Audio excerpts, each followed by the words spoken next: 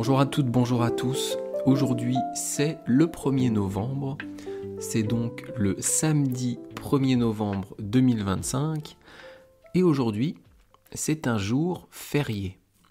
Alors, c'est quoi un jour férié ?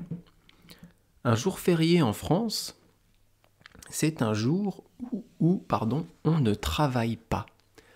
Alors, il y a des personnes qui travaillent, mais la majorité des gens ne travaillent pas. Il y a plusieurs jours comme ça dans l'année en France, et ça s'appelle un jour férié. Aujourd'hui, ça tombe un samedi, donc normalement le week-end, la majorité des gens ne travaillent pas, mais si ce 1er novembre tombe un jour de la semaine, eh bien on ne travaillera pas ce jour-là. Ça s'appelle un jour férié. Pourquoi c'est un jour férié aujourd'hui ?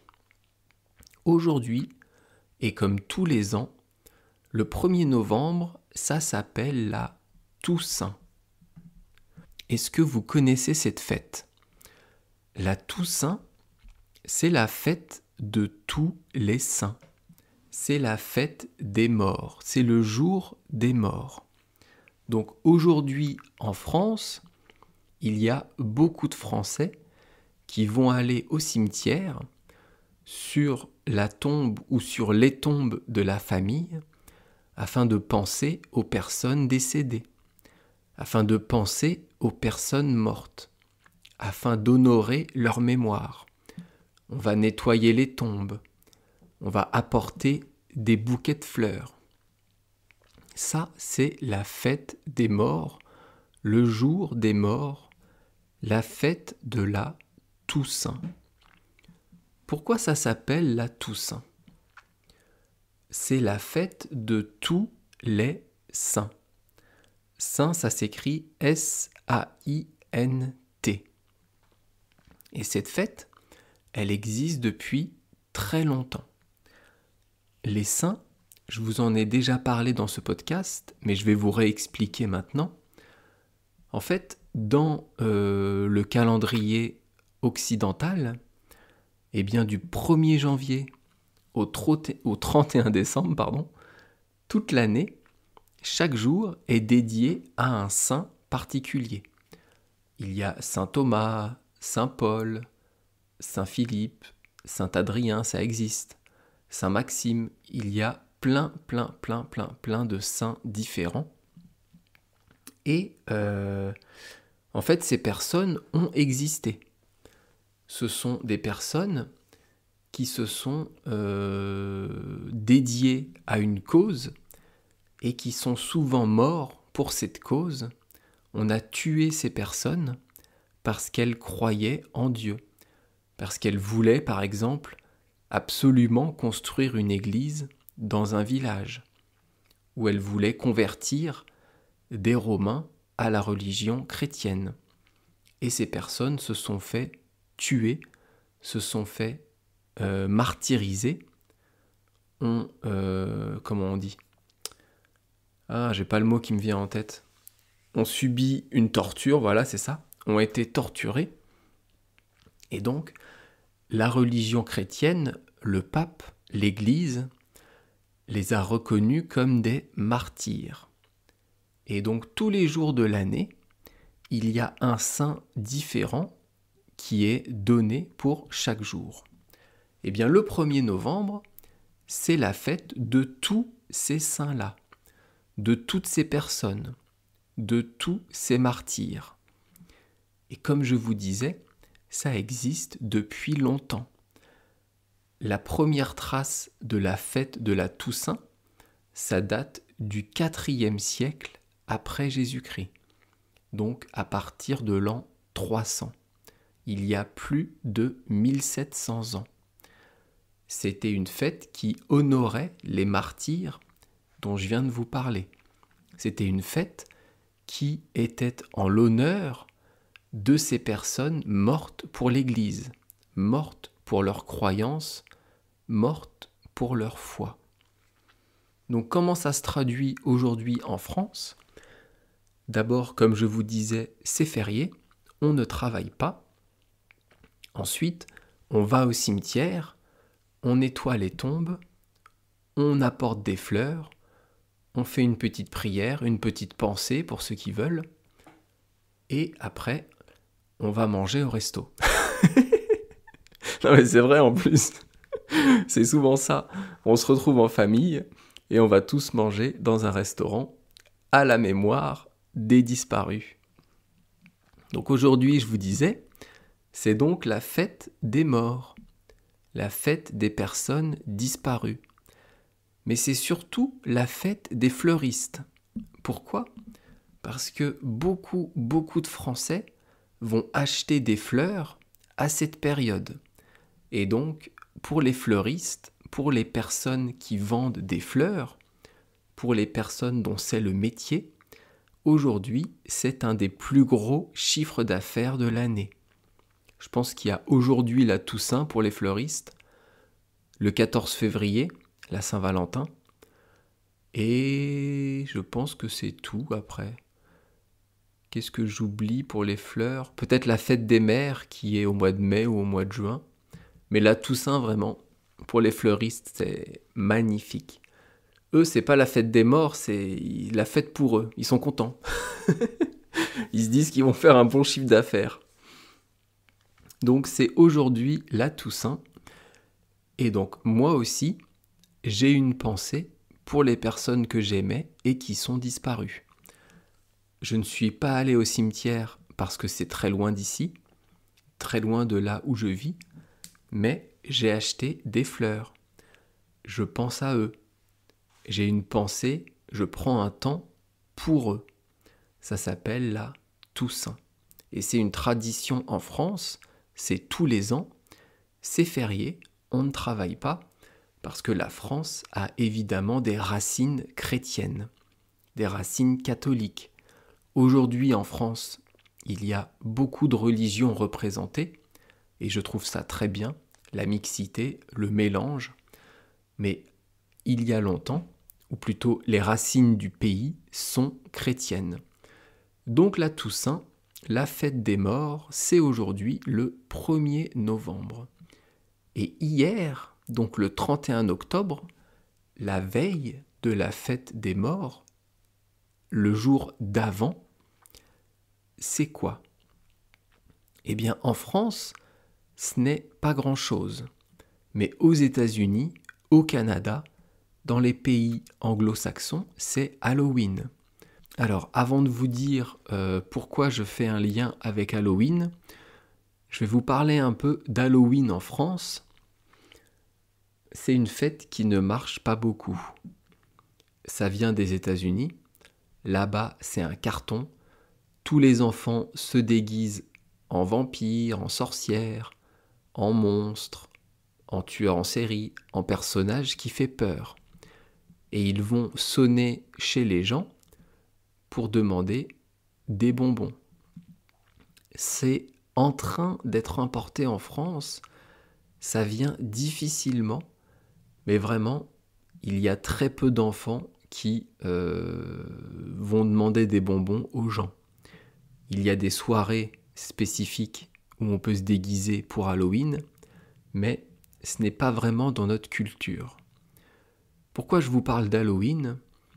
Parce qu'en fait, aux États-Unis aussi, au Canada, ils ont le jour de la Toussaint, le 1er novembre. Et la veille, donc le jour d'avant, c'est Halloween. Et Halloween, est-ce que vous savez d'où ça vient ? Est-ce que vous savez ce que veut dire ce mot ? Oui ou non ? C'est comme si vous pouviez me répondre.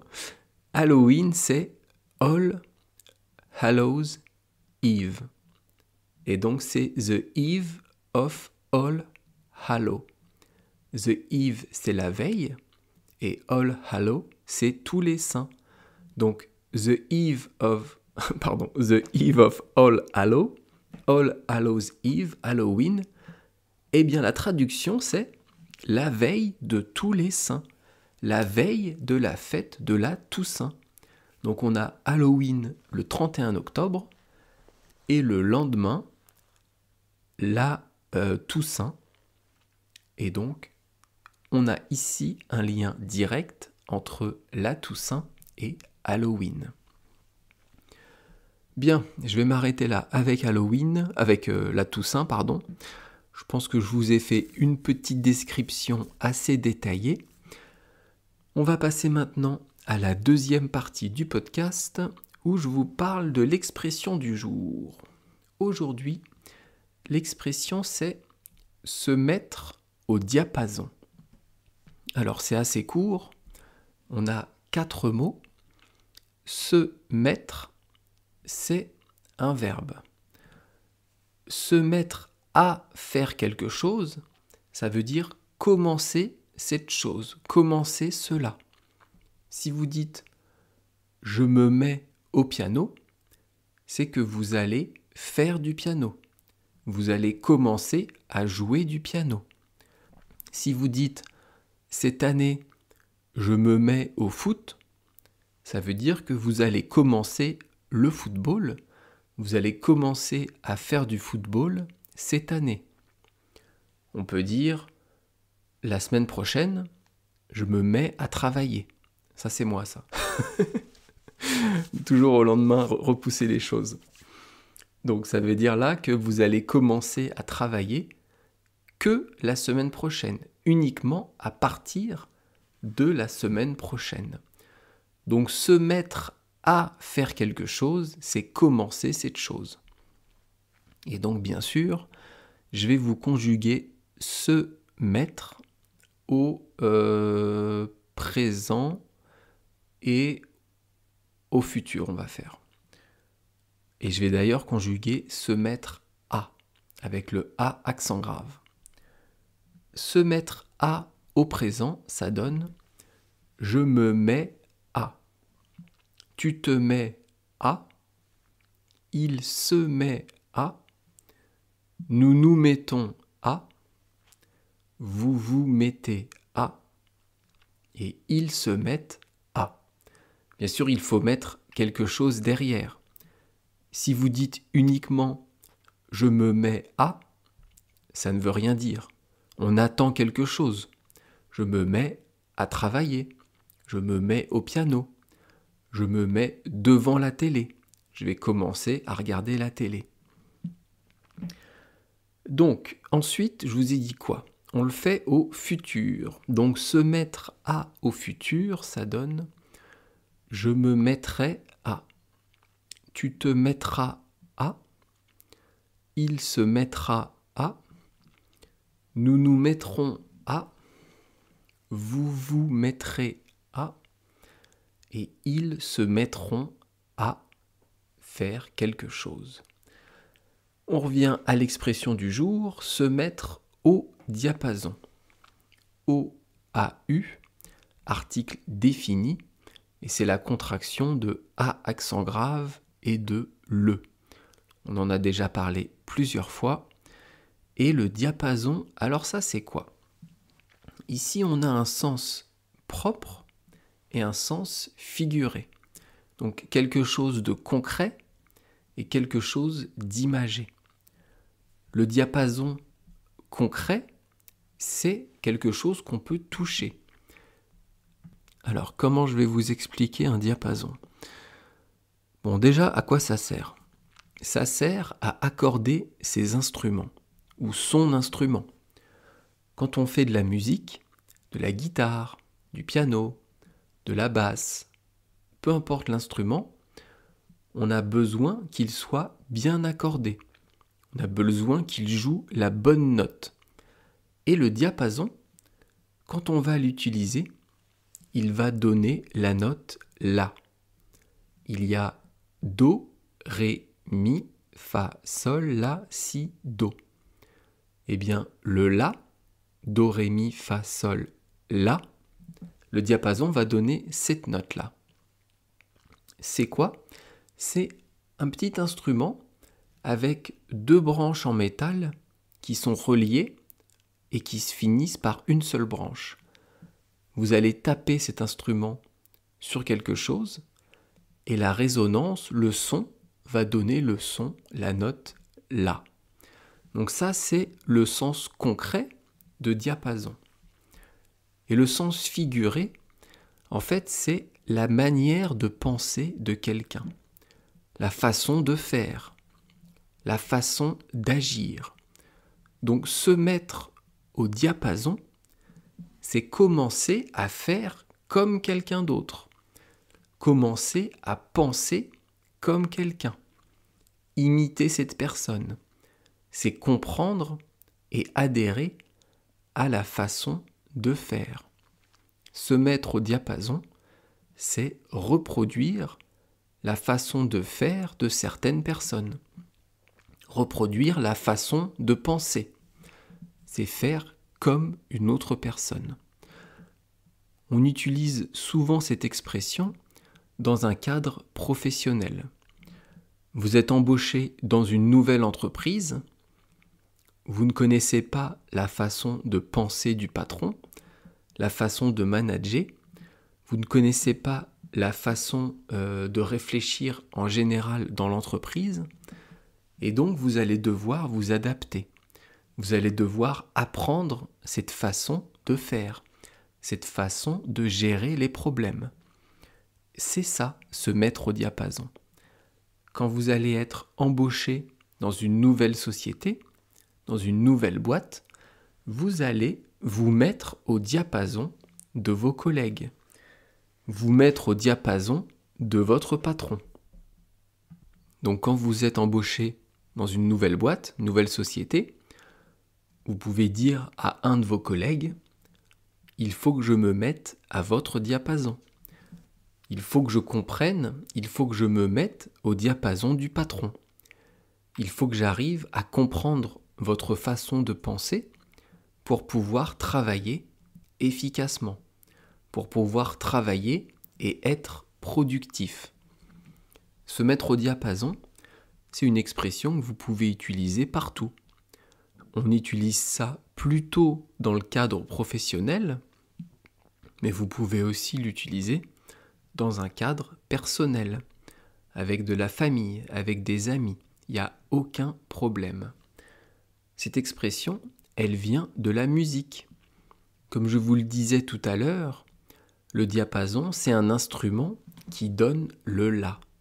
Donc en fait ici, on a une image, on a un parallélisme entre le fait d'avoir un instrument de musique qui donne une seule note, donc tous les autres instruments vont s'accorder sur cette note, avec la façon de penser de quelqu'un, et tous les collègues, tous les employés vont penser comme cette personne, vont se mettre à travailler comme cette personne.